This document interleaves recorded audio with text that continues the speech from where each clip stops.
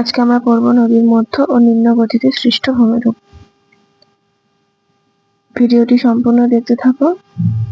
ভিডিওটি ভালো লাগলে একটি লাইক এবং একটি কমেন্ট করে দিও। তো নদীর মধ্য এবং নিম্ন গতি, এই গতিতে নদী মূলত সঞ্চয় কার্য করে এবং সঞ্চয় কার্যের ফলেই ভূমিরূপ সৃষ্টি করে। তো প্রথম ভূমিরূপটি হলো পল্লব শঙ্কু ও পল্লব ব্যজনী। পর্বতের পাদদেশে নদীবাহিত শিলাখণ্ড, নুড়ি, বালি, পলিদানা সঞ্চয়ের ফলে সৃষ্ট ত্রিকোণ আকৃতির ভূমিরূপকে বলা হয় পল্লব শঙ্কু। অনেকগুলি পল্লব শঙ্কু জুড়ে গেলে দেখতে অনেকটা হাত পাকার মতো হয়, তাই একে বলা হয় পল্লব ব্যজনী। অর্থাৎ এতে হলো পর্বত থেকে যখন জলরাশি সমভূমিতে এসে পড়ে, তখন পর্বত থেকে বাহিত নুড়ি, কাকর, বালি সব কিন্তু পর্বতের পাদদেশে সঞ্চয় করে এবং এই পল্লব ব্যজনী বা পল্লব শঙ্কু সৃষ্টি হয়। অনেকগুলি পল্লব শঙ্কু যখন পরস্পর সাথে মিলিত হয় তখন দেখতে অনেকটা হাত পাখার মতো হয়, তাকে বলা হয় পল্লব ব্যজনী। সৃষ্টির কারণ, পল্লব ব্যজনীর সৃষ্টির অন্যতম কারণ হলো নদী পর্বত প্রবাহ ছেড়ে সমভূমিতে পৌঁছালে ভূমির ঢাল হঠাৎ পরিমাণে হ্রাস পায়, যার ফলে কি হয় না, নদীর বহন ক্ষমতা অনেক কমে যায়। তখন নদী তার পাদদেশে সমস্ত পদার্থ সঞ্চিত করে এই ধরনের ভূমিরূপ গঠন করে। দ্বিতীয় হলো নদী বাঁক। সমভূমিতে নদী তার প্রবাহ পথে বাধা পায় এবং সেই বাধা এড়িয়ে এঁকে বেঁকে প্রবাহিত হয়। অর্থাৎ যদি দেখা যায় নদীর প্রবাহ পথে এখানে কঠিন শিলা রয়েছে, তখন নদী কি করে না, কঠিন শিলাটিকে এড়িয়ে পাশের যদি থাকে নরম শিলাকে ক্ষয় করে এগিয়ে যায়। এর ফলে কি হয় না, নদীর একটা বাঁকের সৃষ্টি হয়, একেই বলা হয় নদীর বাঁক। অর্থাৎ নদী যে ঢালে অর্থাৎ যে অংশে গিয়ে আঘাত করে তাকে বলা হয় অবতল। অর্থাৎ এইদিকে কিন্তু নদী ক্ষয় বেশি করে থাকে। অর্থাৎ নদীর কঠিন শিলাকে এড়িয়ে যখন কোমল শিলার দিকে যাবে তখন কিন্তু নদী সেই অংশে বেশি পরিমাণে ক্ষয় করবে। ফলে নদীর অবতল পাড়টি হয়ে থাকে অত্যন্ত খাড়া। অপরদিকে উত্তল পাড়, যেখানে নদী ক্ষয় কার্য করতে পারে না, যেখানকার শিলা তুলনামূলকভাবে কঠিন, সেই অংশে নদীর ঢাল থাকে মৃদু। উদাহরণ হলো অগ্রদ্বীপের কাছে গঙ্গা নদীতে বহু নদীবাঁক দেখা যায়। 3 নম্বর হলো অশ্বক্ষুরাকৃতির হ্রদ। সমভূমিতে নদী কখনো কখনো তার বাঁকা গতিপথ ত্যাগ করে সোজা পথে প্রবাহিত হয়। পরবর্তীকালে সেই পরিত্যক্ত স্রোতহীন বাঁকা নদীটি দুই মুখে পলি, বালি, কাদা ইত্যাদি জমা হয় এবং মূল নদী থেকে বিচ্ছিন্ন হয়ে হ্রদ আকারে অবস্থান করে। এই ধরনের হ্রদ দেখতে অনেকটা ঘোড়ার খুরের মতো হওয়ায় একে অশ্বক্ষুরাকৃতির হ্রদ বলা হয়। হুগলি, ভাগীরথীর প্লাবন ভূমিতে অনেক অশ্বক্ষুরাকৃতির হ্রদ দেখা যায়। অর্থাৎ যদি একটি নদী প্রবাহিত হচ্ছে, বিভিন্ন এঁকে বেঁকে প্রবাহিত হচ্ছে, অনেক সময় কি হয় যে নদীর বাঁকটা এতটা পরিমাণে সৃষ্টি হয়, নদীর বাঁকটা এতই বেঁকে যায় যে সেখানে কি নদীটা মূল নদী থেকে অনেক সময় বিচ্ছিন্ন হয়ে যায়। এই নদীটা অনেক সময় বিচ্ছিন্ন হয়ে গিয়ে নদী আবার মূল নদী থেকে বিচ্ছিন্ন হয়ে প্রধান নদী বয়ে যায়। এই যে বিচ্ছিন্ন হয়ে যাচ্ছে অংশটা, এটা দেখতে অনেকটা অশ্বের খুরের মতো হওয়ায় একে অশ্বক্ষুরাকৃতির হ্রদ বলা হয়। সৃষ্টির কারণ না, নদী বাঁকের অবতল অংশ ক্রমাগত জলস্রোতের ধাক্কায় যদি বেশি পরিমাণে ক্ষয় হয়। আমরা আগে নদীর বাঁকে পড়লাম যে সেখানে অবতল অংশে নদী ক্ষয় বেশি করে, অর্থাৎ এই অবতল অংশে ক্ষয়ের পরিমাণ যদি অত্যাধিক হারে হয়ে থাকে তখন কিন্তু সেই অংশটুকু মূল নদী থেকে সম্পূর্ণ বিচ্ছিন্ন হয়ে অবস্থান করে। পরবর্তীকালে কি হয় না, নদীবাহিত নুড়ি, কাকর, বালি ইত্যাদি ওই দুই বাঁকের মুখে জমা হয় এবং জমা হতে হতে কি হয় না, ওই যে বাঁকা অংশটা ওটা একটা বিচ্ছিন্ন হ্রদ বা জলাশয় রূপে মূল নদী থেকে বিচ্ছিন্ন হয়ে যায়, আবার নদী তার আগের প্রবাহে ফিরে আসে। এর ফলে অনেক সময় অস্বাক্ষরাকৃতির হ্রদের সৃষ্টি হয়ে থাকে।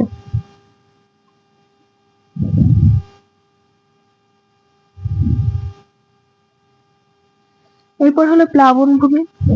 প্লাবনভূমি কি না, নদী তার নিম্ন প্রবাহে নদী পার থেকে উপত্যকার শেষ সীমা পর্যন্ত নদী পলি জমে যেসব বিস্তৃত সমভূমি গঠিত হয় তাকে বলা হয় প্লাবনভূমি বা পল্লল সমভূমি।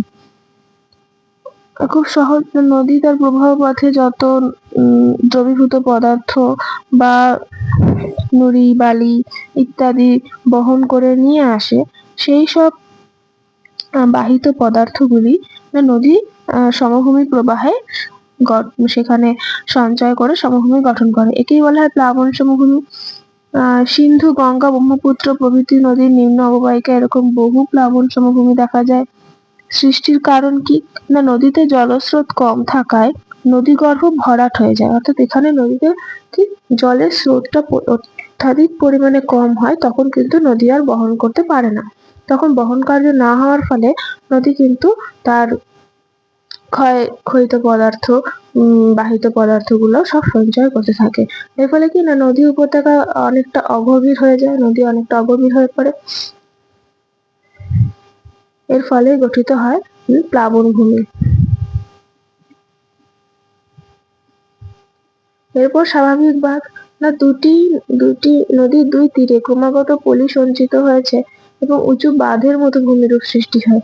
অনেক সময় কি হয় যে না, যখন নদীর তলদেশ অগভীর হয়ে পড়ে, তখন বন্যার সময় কি হয় না, নদীর দুকুল ছাপিয়ে বন্যা হয় এবং বন্যার জল যখন নেমে যায় তখন ওই যে নদীবাহিত পলিগুলো ছিল সেগুলো কিন্তু নদীর দুই পারে সঞ্চয় হতে থাকে, যার ফলে কি একটা স্বাভাবিক উচ্চভূমি সৃষ্টি হয়, এটাই বলা হয় স্বাভাবিক বাঁধ।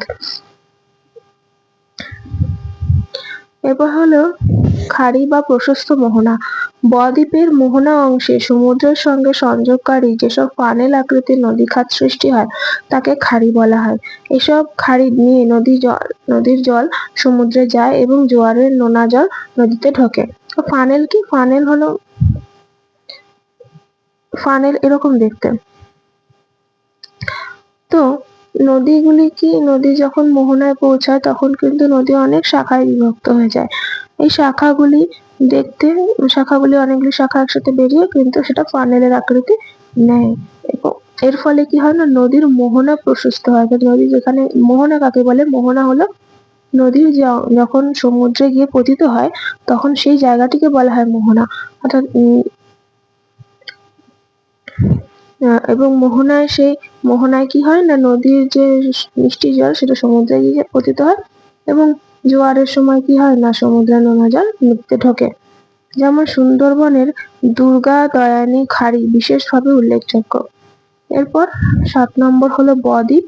নদী যখন প্রবাহের একদম শেষ পর্যায়ে পৌঁছায় তখন নদী শাখা প্রশাখায় বিভক্ত হয়ে সাগর বা কোনো হ্রদে গিয়ে মিলিত হয়। তখন মোহনায় দীর্ঘদিন ধরে পলি সঞ্চয়ের ফলে বাংলা ব অক্ষরের মতো, মানে মাত্রাহীন ব এর মতো একটি ভূমিরূপ সৃষ্টি করে, একে বলা হয় বদ্বীপ। যেহেতু মাত্রাহীন বদ্বীপ, বয়ের আকারের সৃষ্টি হচ্ছে ভূমিরূপগুলো, তাই একে বদ্বীপ বলা হয়। যেমন খুব ইম্পর্টেন্ট কোয়েশ্চেন, গঙ্গা এবং ব্রহ্মপুত্র পৃথিবীর বৃহত্তম বদ্বীপ। এটা হলো খুবই ইম্পর্টেন্ট একটা কোয়েশ্চেন যে পৃথিবীর বৃহত্তম বদ্বীপ অঞ্চল কি না, গঙ্গা ব্রহ্মপুত্র বদ্বীপ অঞ্চল। কেউ যদি বলে যে শুধু গঙ্গা আর বদ্বীপ অঞ্চল, তা কিন্তু হবে না, উত্তরটা হবে গঙ্গা ব্রহ্মপুত্র বদ্বীপ অঞ্চল। এগুলো বিভিন্ন আকৃতির বদ্বীপ হয়ে থাকে। একটা হলো ধনুক আকৃতি বদ্বীপ। নদী যখন শাখা প্রশাখায় বিভক্ত হয় ও বদ্বীপ গঠন শুরু করে তখন সেখান থেকে মোহনা পর্যন্ত বদ্বীপ ক্রমশ ছড়িয়ে যেতে থাকে। এই যে নদী কিন্তু 3টে শাখায়, এখানে ছবিতে নদী 3টে শাখায় বিভক্ত হয়ে গেছে এবং এর আশেপাশে কিন্তু পলি জমেছে। এই পলি জমার ফলে দেখতে অনেকটা কি ধনুকের মতো হয়েছে, মানে পাড়টা নদীর যেখানে মোহনায় মিলিত হয়েছে সেই মোহনার পাড়টা, উপকূল অঞ্চলটা অনেকটা ধনুকের আকার হয়েছে, তাই একে বলা হয় ধনুক আকৃতি বদ্বীপ। এর উদাহরণ হলো নীল নদের বদ্বীপ, গঙ্গা ব্রহ্মপুত্র বদ্বীপ। এরপর হলো তীক্ষ্ণাগ্র বদ্বীপ। যেসব বদ্বীপের মূল নদীর মোহনাটি সমুদ্রের দিকে অনেকটা এগিয়ে যায়, অর্থাৎ নদী এখানে সমুদ্র পতিত হচ্ছে না অনেকটা এগিয়ে এসছে। তার কারণে কি না নদীর উপকূলটা বা বদ্বীপটা দেখতে অনেকটা তীক্ষ্ণ আকারের হয়ে যায়, তাই একে বলা হয় তীক্ষ্ণাগ্র বদ্বীপ।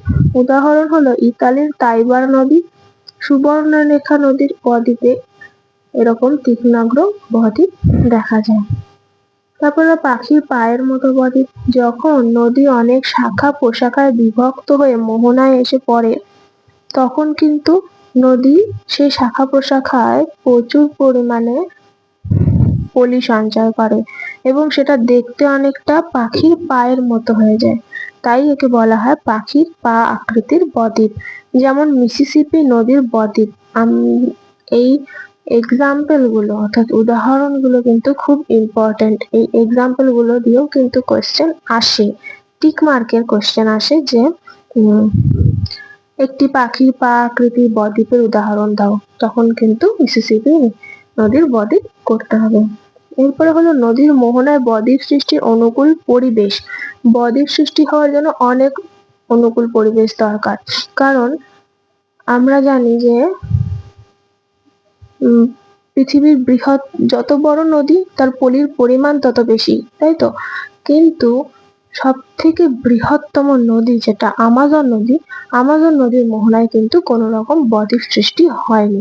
তাহলে আমাদের এই ধারণাটা ভুল, কারণ বড় নদী বড় পলি বেশি পলি থাকার কথা, তাহলে আমাজন নদীর মোহনায় সবচেয়ে বড় বদ্বীপ গঠন হওয়ার কথা, সেটা কিন্তু হয়নি।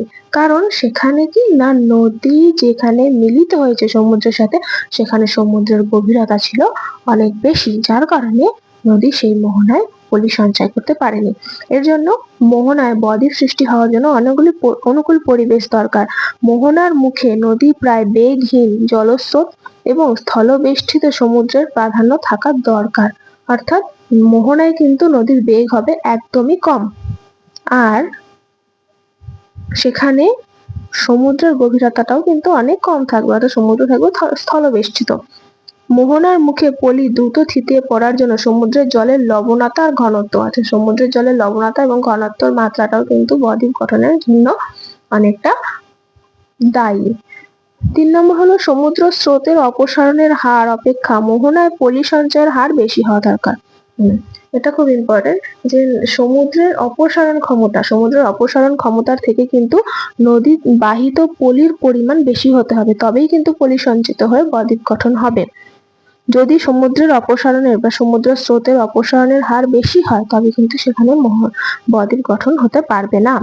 এই যে আমি যে পয়েন্টটা বললাম প্রথমে, সমুদ্রের গভীরতা কম হতে হবে, মোহনায় সমুদ্রের গভীরতা কম হতে হবে। মোহনা মুখে জোয়ার ভাটার তীব্রতা কম থাকা প্রয়োজন। আর 6 নম্বর হলো পর্যাপ্ত পরিমাণে পলির যোগানের জন্য বিস্তৃত অববাহিকার প্রয়োজন। পর্যাপ্ত পরিমাণে যে পলি সঞ্চয় হবে তার জন্য একটা বিশাল বড় অববাহিকা দরকার, বিশাল বড় এলাকা দরকার। নদী অববাহিকা আমরা আগেই পড়েছি যে নদী অববাহিকা কি না, নদী তার শাখা নদী উপনদী প্রভৃতি মিলে যে একটা বিরাট বড় অঞ্চল, তাকেই বলা হবে নদী অববাহিকা। অর্থাৎ নদী অববাহিকা যত বড় হবে তত বদ্বীপ গঠনের পক্ষে সহায়ক হবে। আজকে আমাদের পড়া ছিল এই অবধি। এখানে তোমরা চাইলে কোয়েশ্চেন গুলো লিখে নিতে পারো, অনেক ইম্পর্টেন্ট কোয়েশ্চেন রয়েছে। তো ভিডিওটি এতটুকুই।